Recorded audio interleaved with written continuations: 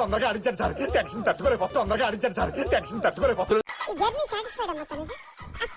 అంటే అది బికాజ్ నవ్వాము, ఏడ్చాము, కోపపడ్డాము, ఒకలాంటి బ్యూటిఫుల్ మిక్స్డ్ ఫీలింగ్స్ ఉన్న జర్నీ అంటే బిగ్ బాస్ అనే చెప్తాను.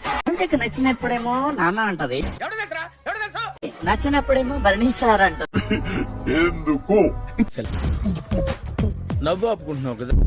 నేను అక్కడికి వెళ్ళింది గెలవడానికి, నా గేమ్ నేను ఆడడానికి. చూడండి, ప్రేమ ఉన్నా, నాకు ఎంత రెస్పెక్ట్ ఉన్నా, ఇప్పుడు నేను అది పక్కన పెడితేనే నేను ఆడగలుగుతా. తప్పే ఉంది కానీ ఒక అవకాశవాదని ఒపీనియన్ అయితే ఉంది. నాకు సెల్ఫిష్నెస్ ఉండుంటే ఇంకొక గేమ్ బాగా ఆడాలి అని కోరుకునేదాన్ని. ఇంకొకరు ఎక్కడో లో అవుతుంటే ఇది నీలో మైనస్ ఉంది, నువ్వు ఇలా ఉండొద్దు అని చెప్పేదాన్ని కాదు. తనుజ 20 లక్షలు తీసుకుని ఉండాల్సిందేమో. పని కోసం పని చేసే అమ్మాయి అయితే నేను కాదు సార్.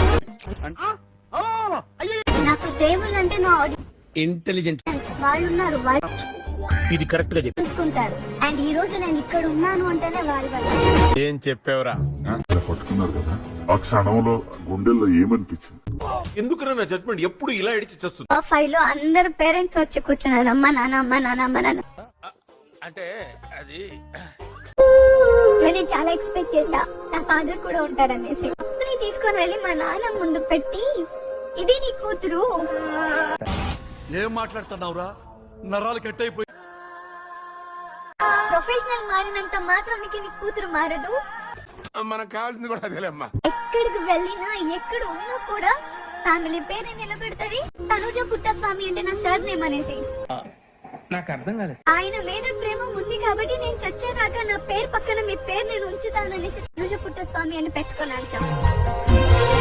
ఈ ఫ్యూచర్ నాకు అర్థమైపోతుంది, ఈ ఫ్యూచర్ నాకు కనబడిపోతుందన్నయ్య.